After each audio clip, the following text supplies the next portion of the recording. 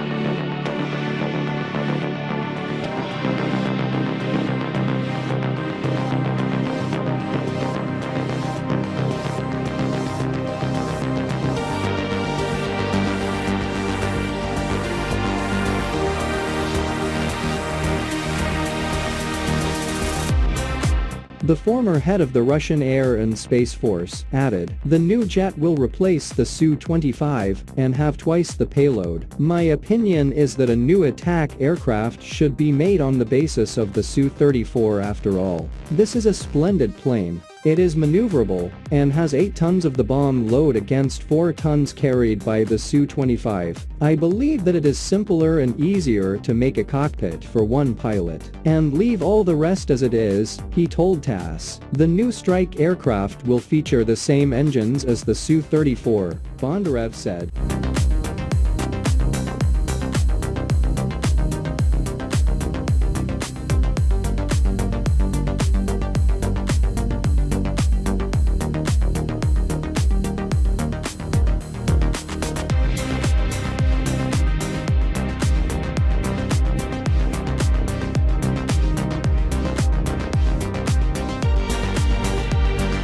An attack aircraft will always be needed. The Su-25 has been upgraded to the Su-25SM3 version. It has a very reliable airframe and huge modernization and repair potential. I believe it will fly for another 10 to 15 years. Naturally, we will have to replace it eventually, and today various options are being considered, he pointed out.